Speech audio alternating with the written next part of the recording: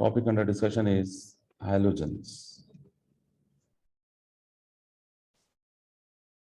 Halogens is under discussion. Okay. Halogens is बेटा halogens ये members हैं group 17 के. Okay. Members of group 17 are known as halogens. तो members हैं कौन से? We have fluorine, we have chlorine, we have bromine, we have iodine, and then astatine. ठीक है. अच्छा, रूम टेम्परेचर पे fluorine is pale yellow gas. Fluorine is pale yellow gas at room temperature and pressure RTP पे. ठीक है. Chlorine is green yellow gas. बेटा you have to memorise this colours. Colours आपको याद होने चाहिए. ओ लेवल्स में भी ये थे, आपने मेमोराइज किए होंगे. ग्रीन येलो गैस है chlorine eight room temperature and pressure. Bromine जो है वो रेड ब्राउन लिक्विड है. रेड ब्राउन या orange liquid. Orange liquid at room temperature and pressure. Okay. Then iodine is black solid. Iodine is black solid at room temperature and pressure. Astatine is also black solid at room temperature and pressure. ठीक है. अच्छा, अगर हम देखें कि down the group colour जो है वो डार्क होते जा रहे हैं. Down the group colors of these elements becomes darker, right? अच्छा बेटा, now you need to know this thing as well. के bromine if it is liquid तो तब भी ये red brown liquid है. in liquid state bromine is red brown liquid. अगर vapor state है bromine की तो तब भी ये red brown होगा. bromine in liquid state is red brown liquid. Okay. अच्छा, bromine in gaseous state is red brown vapors. gaseous state में bromine red brown vapors हैं. और बेटा bromine aqueous state में red brown solution form करेगी. red brown solution of bromine will be there. तो मतलब सारी states में, liquid में या gas में या aqueous में bromine is red brown, right? लेकिन iodine on the other hand, if iodine is solid, so solid iodine is black in color. It is black solid. If iodine is aqueous, so such solution is brown solution. Okay, aqueous bromine makes brown solution. And beta iodine in vapor state, gaseous state produces or shows purple vapors. Vapour state में bromine के purple vapours. तो ये सारा data है जो you need to memorise. Next जो concept है वो है मेल्टिंग पॉइंट, बॉइलिंग पॉइंट का trend in halogens. That is trend of melting and boiling point. Trend of melting point, boiling point in halogens. तो बेटा यू नो कि halogens are non polar. Halogens are non-polar covalent molecules. तो covalent molecules में melting point, boiling point किस चीज पे depend करती है? In simple covalent molecules,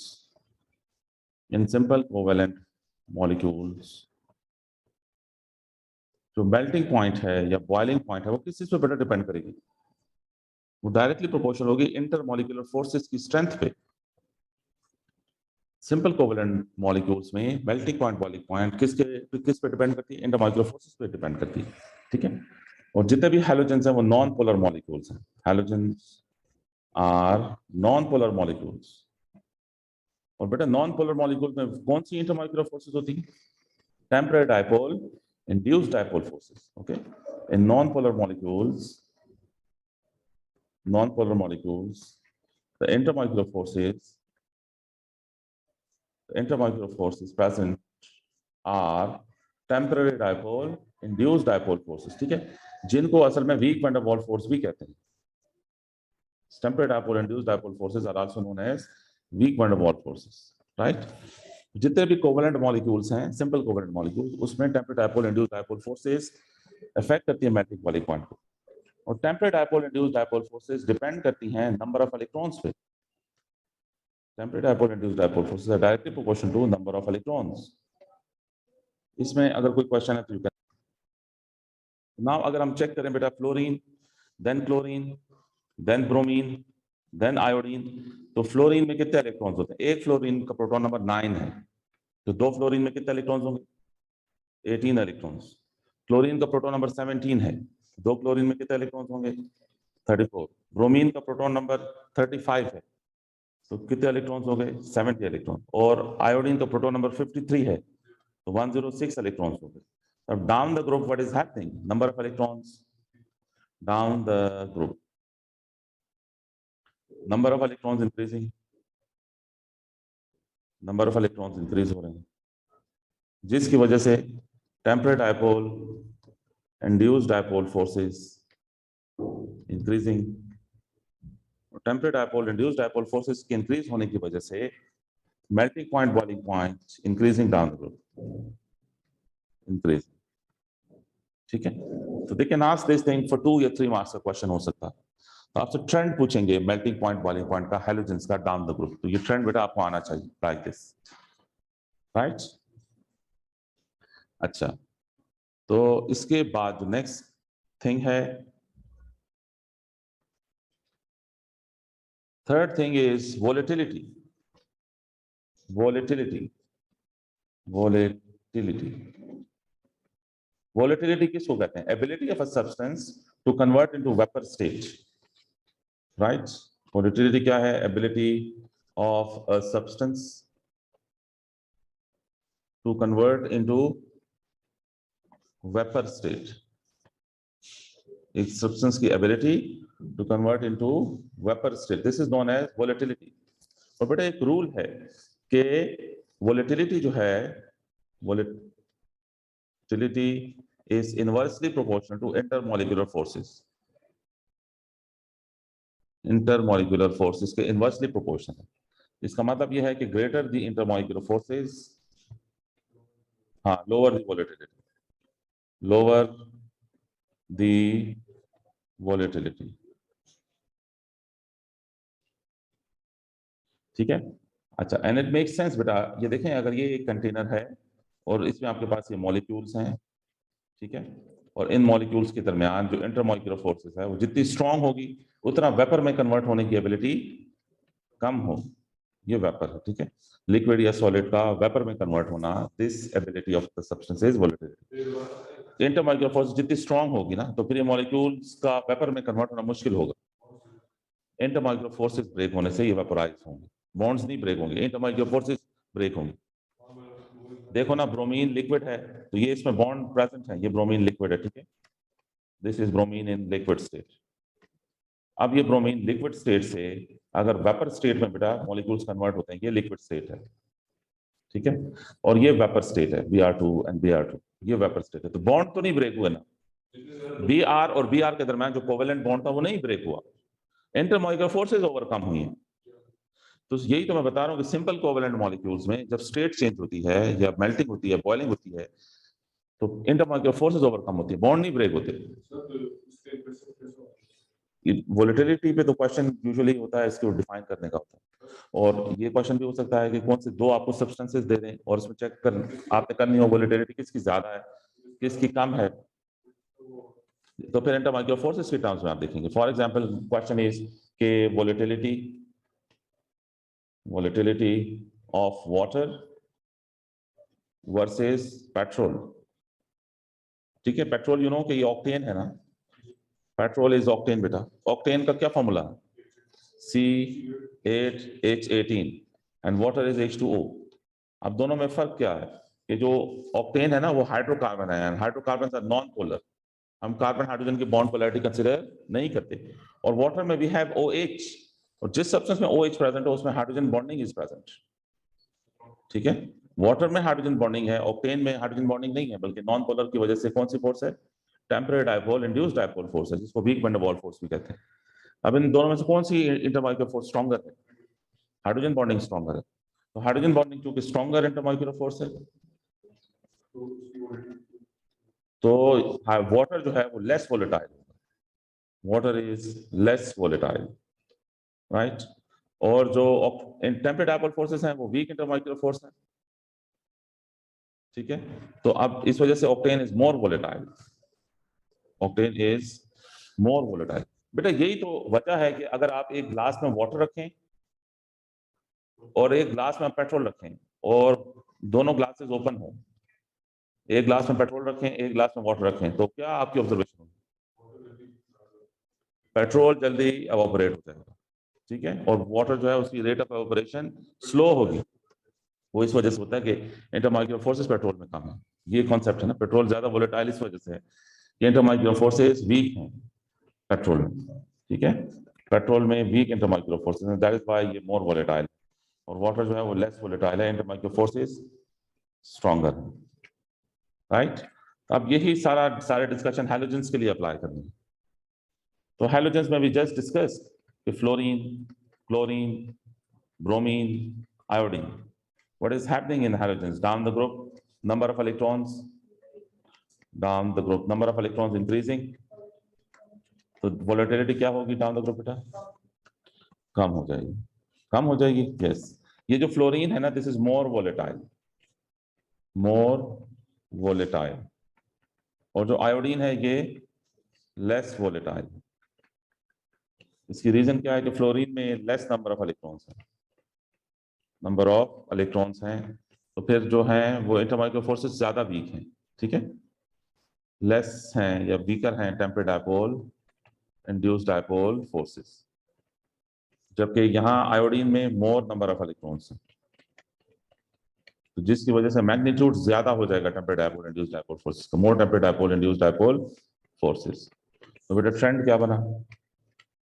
down the group volatility decreases, down the group volatility of halogens decreases, volatility of halogens decrease, ठीक है, और उसकी रीजन बेटा ये है कि number of electrons decreases, number of electrons increases, sorry, number of electrons increases and temporary dipole induced dipole forces increases. Temporary dipole induced dipole forces को weak van der Waals forces भी कहते हैं, ठीक है, weak van der Waals forces increases.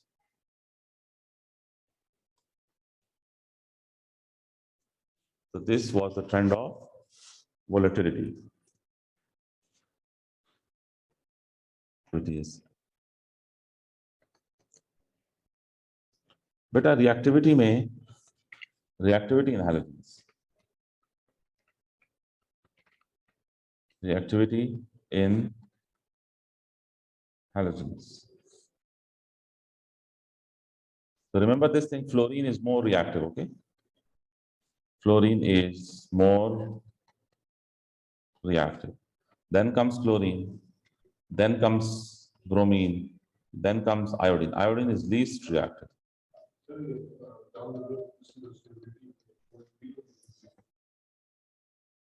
Halogen, fluorine is more reactive and iodine is less reactive. बेटा इनके जो radii है उसका क्या ट्रेंड है? हाँ, फ्लोरीन का रेडियस स्मॉलर है, क्लोरीन का रेडियस बिगर है, ब्रोमीन का रेडियस और भी बिगर है, एंड आयोडीन का रेडियस इससे भी बड़ा। तो अब देखो ये नॉन मेटल्स है ना, तो नॉन मेटल्स ने क्या करना होता है? इलेक्ट्रॉन गेन करना होता है ना। तो अब इसमें से किसके लिए इलेक्ट्रॉन गेन करना इजी है और किसके लिए इलेक्ट्रॉन गेन करना मुश्किल है? आयोडीन के इलेक्ट्रॉन गेन करना मुश्किल है, उसका रेडियस बिगर, ठीक है, और फ्लोरीन का रेडियस स्मॉलर है, तो जो न्यूक्लियर पुल है वो ज्यादा इफेक्टिव होगा फ्लोरीन का। तो फ्लोरीन के लिए easy to gain electron, easy to gain electron, that is why fluorine is more reactive. उसका रेडियस कम है, जब रेडियस स्मॉलर होगा तो जो न्यूक्लियर पुल है, न्यूक्लियर फोर्स है, ज्यादा इफेक्टिव होगी, जबकि आयोडीन जो है वो उसके लिए डिफिकल्ट है गेन करना electron, difficult to gain electron. That is why iodine is less reactive. ये समझ आ गई बेटा? तो ये रिएक्टिविटी का ट्रेंड है। ट्रेंड बेटा क्या होगा? Down the group reactivity decreases in halogens, down the group reactivity decreases in halogens.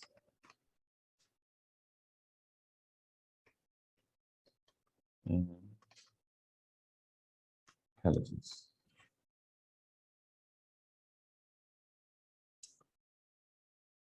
Right. अच्छा, अब जो नेक्स्ट इसमें बेटा कॉन्सेप्ट है वो है being oxidizing agent. Halogens are oxidizing agents. Halogens are oxidizing agents. ठीक है. अच्छा, halogens oxidizing agent है बेटा. What happens to halogens? Halogens electrons gain करते हैं. बताओ, what will be the product for this? 2F negative. अब इस रिएक्शन को क्या बोलेंगे? This reaction is reduction. Why बेटा? Gain of electron हुआ है या oxidation number decrease हुई है. This is reduction reaction. समझ आई? अब जब ये reduction है तो फिर this fluorine फिर क्या हुआ? ऑक्सीडाइजिंग एजेंट हुआ. जाहिर है जो भी पार्टिकल जिसकी रिडक्शन हो, that particle is oxidising agent. ऐसा है बेटा. फिर देन कम्स क्लोरीन. तो क्लोरीन भी gains electron and can become 2 chloride. This reaction is also reduction reaction. Same goes for bromine. Bromine gains electrons and becomes 2 bromide ion. This is also reduction. Or then iodine beta. Iodine gains electrons and becomes iodide ion. So this is also reduction. सारे reaction है reduction. तो फिर इसका मतलब है कि fluorine, chlorine, bromine, iodine, ये सारे कौन से एजेंट्स हैं? They are oxidising agents. अच्छा, लेकिन अब बेटा जरा सुने कि इसमें कौन सा हैलोजन है जो रेडिली इलेक्ट्रॉन गेन करेगा, इजीली इलेक्ट्रॉन गेन करेगा? वो फ्लोरीन है. Because fluorine is more reactive, that is why fluorine is stronger oxidising agent. Okay, halogens oxidising agent है और फिर जो हैलोजेंस मोर रिएक्टिव है वो स्ट्रॉन्गर ऑक्सीडाइजिंग एजेंट है. आयोडीन जो है वो वीक ऑक्सीडाइजिंग एजेंट. व्हाई? क्योंकि आयोडीन इज लेस रिएक्टिव है. तो ऊपर से नीचे रिएक्टिविटी डिक्रीज हो रही है, तो ये इनकी ऑक्सीडाइजिंग पावर भी डिक्रीज होगी. ठीक है. जो ऑक्सीडाइजिंग एजेंट होता है उसकी रिडक्शन होती है. ऑक्सीडाइजिंग एजेंट हमेशा इलेक्ट्रॉन गेन करता है, क्योंकि जो भी ऑक्सीडाइजिंग एजेंट होगा उसकी खुद की रिडक्शन होगी, यानी वो इलेक्ट्रॉन गेन करेगा. तो बेटा अब रूल क्या बना आपके पास कि more reactive halogen is stronger oxidizing agent and vice versa. मतलब कि जो लेस रिएक्टिव हैलोजन है वो वीकर ऑक्सीडाइजिंग एजेंट है. ठीक है. तो डाउन द ग्रुप रिएक्टिविटी कम हो रही है और ऑक्सीडाइजिंग पावर भी कम हो रही है. Got it? जी बेटा. To write this thing कि ये fluorine, then chlorine, then bromine, then iodine beta. What is happening down the group? Down the group reactivity is decreasing,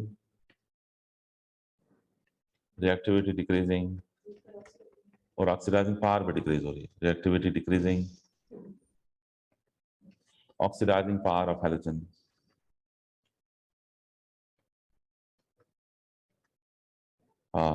is also decreasing. तो बेटा ये याद रहेगा कि हैलोजेंस आर ऑक्सीडाइजिंग एजेंट्स. फिर याद रहेगा कि जो ज्यादा फ्लोरीन इज मोर रिएक्टिव, तो स्ट्रॉन्गर ऑक्सीडाइजिंग एजेंट है. आयोडीन इज लेस रिएक्टिव, तो ये वीकर ऑक्सीडाइजिंग एजेंट है. ठीक हो गया. मेल्टिंग बॉइलिंग पॉइंट का ट्रेंड भी हमने पढ़ लिया. पहले कलर्स पढ़े, फिर मेल्टिंग बॉइलिंग पॉइंट का ट्रेंड पढ़ा.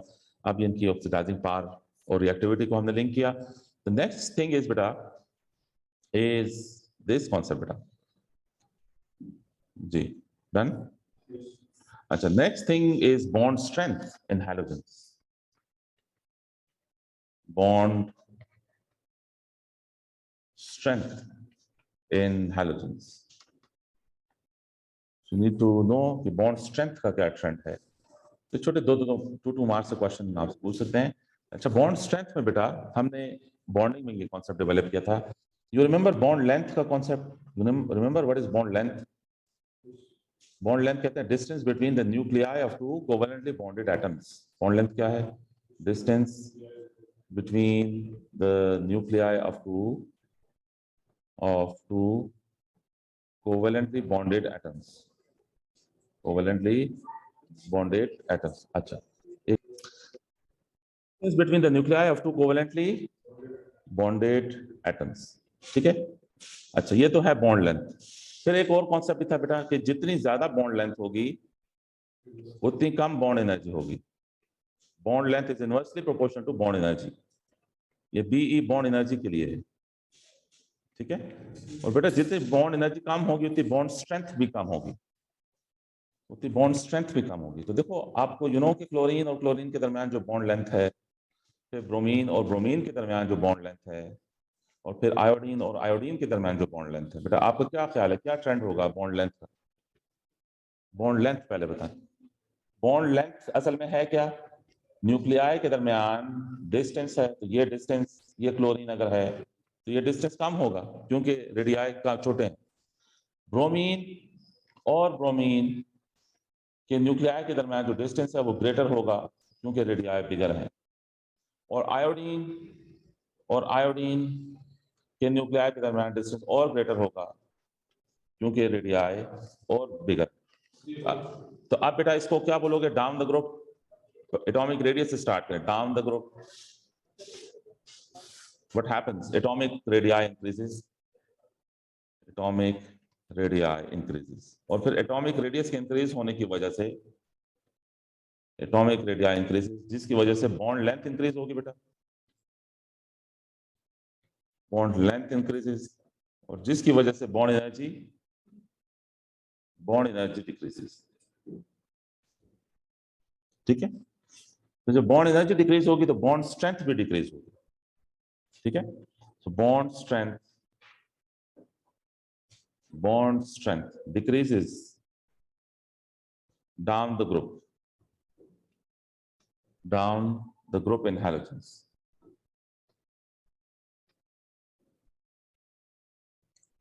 ठीक है, so that is what we have for today.